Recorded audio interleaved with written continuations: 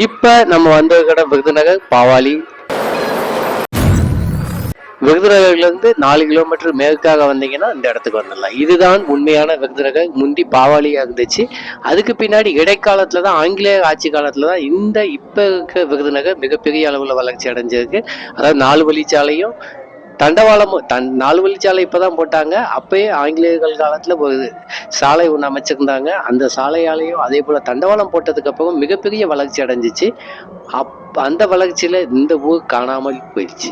ஆனா இந்த ஊர்ல தான் முந்தி ஜமீன் இருந்துச்சு, கோட்டைகள் இருந்துச்சு, அதே போல அவங்களுடைய பல கட்டமைப்புகள் இருந்துச்சு. இந்த கோவிலும் அப்பதான் கட்டப்பட்டிருக்கு. இந்த கோவிலை நீங்க குறிப்பிட்டு பாத்தீங்கன்னா அங்க பாருங்க, அதாவது முருகனுடைய வாகனம் மயிலும் இருக்குது, நந்தியும் இருக்குது. அதே போல இடப்பக்கத்துல ஒரு சின்ன மண்டபம் மாதிரி தெரியும். அந்த மண்டபத்திலையும் நந்தி வைக்கப்பட்டுள்ளது. அப்ப சிவன் கோயிலா அப்படின்னு நீங்க கேட்கலாம். கிடையாது, சிவன் கோயில் கிடையாது, முருகன் கோயில்.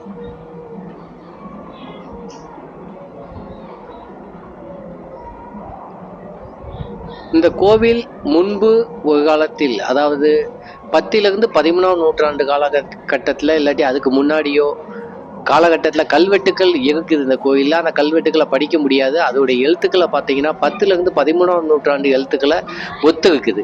அதனால இந்த கோவிலில் இந்த கல்வெட்டுக்கள் என்ன சொல்லுது அப்படின்னு பார்த்தா எந்த செய்தியும் நம்ம படிக்க முடியாது. கீழே கூட பெரிய கல் ஒன்று கிடக்குது.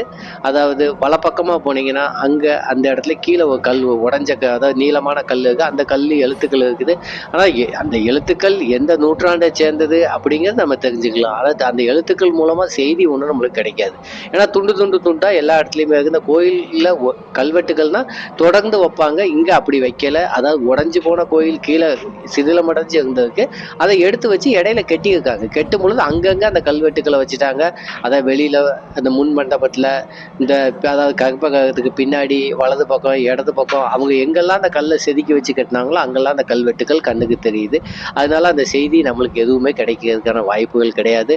அங்கங்கே துண்டா இருக்கிறதுனால நம்ம செய்திகளை படிச்சு நம்மளும் தெரிஞ்சுக்கிட முடியாது, நம்ம ஆவணப்படுத்தவும் முடியாது. அப்படியான சூழல்ல இருக்கு. ஆனா மீன் சின்னங்கள் இந்த கோவிலுடைய விட்டங்கள்லயும் மேல்கூரையிலும் பல இடங்கள்லயும் வெட்டப்பட்டிருக்கு. அதனால இந்த கோவில் பாண்டிய மன்னர்கள் காலத்துல கட்டப்பட்டிருக்கு. மீண்டும் கட்டப்பட்ட பொழுதும், அதாவது சிதிலமடைந்த கோயிலை 2வது எடுத்து கட்டப்பட்ட பொழுதும் மீன் சின்னங்கள் பல இடங்கள்லையும் வைக்கப்பட்டிருக்கிறதுனால நிச்சயமா இது பாண்டியர்கள் காலத்துலதான், அதாவது பாளையக்காரர்களா இருந்த பொழுது இல்லதை சுல்தான்களுக்கு கீழ் அவங்களை ஆட்சி செய்த பொழுதோ இல்ல நாயக்க மன்னர்கள் அவங்க விஜயநகரத்துல நேரடியாக ஆட்சி செய்த பொழுது மதுரையில் பாண்டிய மன்னர்கள் ஆட்சி செஞ்சாங்க.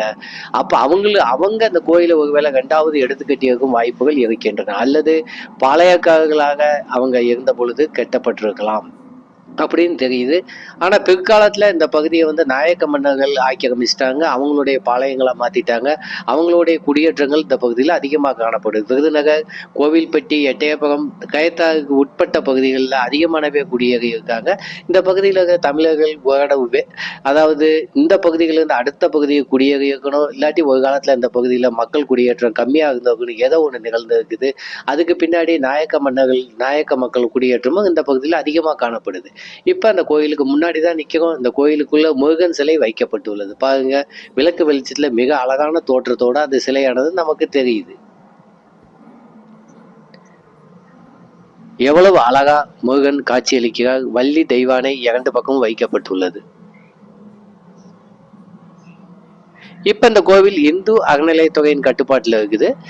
2 பெண்கள் இந்த கோயிலை பராமரிச்சுக்கிட்டு வராங்க.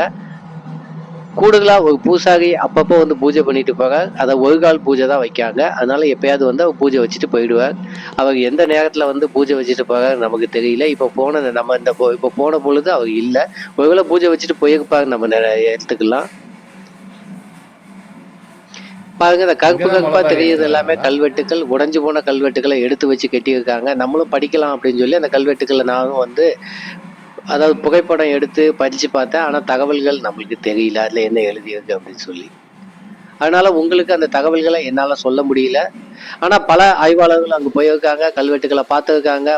ஆனா அது முழுமையான தகவல்களை சொல்ல முடியாதனால இந்த கல்வெட்டுகள் பதிப்பிக்கப்படலை இப்ப வரைக்கும். பாருங்க, முன்னாடி கோயிலுக்கு முன்னாடி நந்தி இருக்கு. நந்திக்கு பக்கத்துல முருகனும் இருக்காரு. அதாவது மயில் இருக்குது. சிவனுடைய வாகனமும் முருகனுடைய வாகனமும் பக்கத்துல முன்னாடி இருக்க அந்த சின்ன கல் மண்டபத்துல காணப்படுது. இதோடைய வெளிவட்ட சுவர் பார்த்தீங்கன்னா பிற்காலத்தில் கட்டப்பட்டதாக இருக்கலாம். ஒரு சின்ன ரூம் ஒன்று கட்டியிருக்காங்க, அறை ஒன்று. அதில் அந்த 2 பெண்கள் அங்கே தங்கிக்கிடுறாங்க. பூஜை பொருட்கள் ஒரு சில பொருட்கள் அங்கே வச்சுக்கிடுறாங்க. இந்த கோயில் அவங்க 2 பேரால தான் அதிகமாக சுத்தப்படுத்தப்பட்டு வச்சிருக்காங்க. இல்லைன்னா கோயில் இப்போ பாலடைஞ்சு போயிருக்கும். இந்த இடத்துலையும் கல்வெட்டுகள் காணப்படுது. உடைஞ்சு போன கல்வெட்டுகள் அங்கங்கே அப்படியே தான் இருக்குது.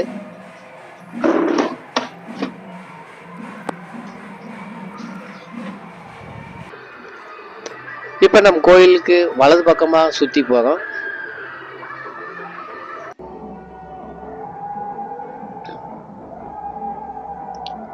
செடிகள் மண்டி கிடக்குது, எப்பயாவது வெட்டி விடுறாங்க. கோயிலுக்கு 2வது எடுத்து கட்டணும் அப்படின்ற மாதிரி ஒரு அரசு திட்டம் போட்டதா சொல்றாங்க. ஆனா அந்த பணிகள் நடைபெறல இருந்தோம்.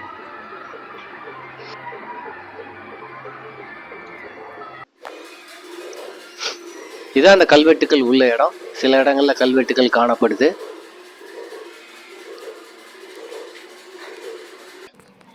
ஆனா அது எதையும் படிக்க முடியாது. மீன் சின்னம் தெளிவா இருக்குது.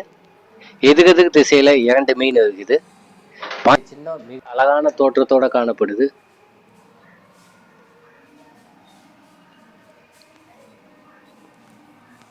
பாண்டியர்கள் எவ்வளவு வலிமையா பாண்டிய நாட்டை பல ஆயிரம் ஆண்டுகள் ஆட்சி செஞ்சாங்க. 1311 அப்புறம் அவங்களுடைய வீழ்ச்சி துவங்கிடுச்சு. ஐவக பாண்டியர்களா மேலும் அவங்க 400 ஆண்டுகள் கயத்தாறு, வள்ளியூர், கொற்கை, தென்காசி, திருநெல்வேலி பகுதியிலிருந்து ஆட்சி செஞ்சாங்க. அதுக்கு பின்னாடி அதுவும் யார் கண்ணுப்பட்டதுன்னு தெரியல. இல்லை வலிமை குன்றி அவங்க ஒன்று ஒன்றா காணாமல் போயிட்டாங்க. விஸ்வநாத நாயக்கர் எப்போ மதுரையில் குடியேறினாரோ, அதாவது மொத்த படை எல்லாத்தையும் அங்கேருந்து காலி பண்ணிட்டு இங்கே வந்து குடியேறினாரோ அப்போயே அவங்க இந்த பகுதிகளை ஆட்சி செய்ய துவங்கிட்டாங்க. அவங்க அப்பா காலத்துலேருந்தே துவங்கி இருக்குது. பாண்டியர்கள் அப்போ இருந்த கொஞ்சம் கொஞ்சமாக காணாமல் போயிட்டாங்க. கயத்தாறு பாண்டியர்களோட அவர் நிறைய சண்டை போட்டு கயத்தாறு பாண்டியர்களை அழிச்சார் தொடக்கத்தில். அடுத்து வள்ளியூர், அடுத்து தென்காசி அவங்களுக்கு பொண்ணு கொடுத்து சம்பந்தம் பண்ணதுனால அது கொஞ்ச காலம் அவங்க நீடிச்சாங்க. அவங்களும் கிட்டத்தட்ட 1700களில் காணாமல் போயிட்டாங்க. அவங்க கட்டின கோயில்கள் இன்னைக்கும் நம்மளுக்கு நிலைச்சு நிற்கிது. அவங்களுடைய பெயர் சொல்லிக்கிட்டு இருக்குது.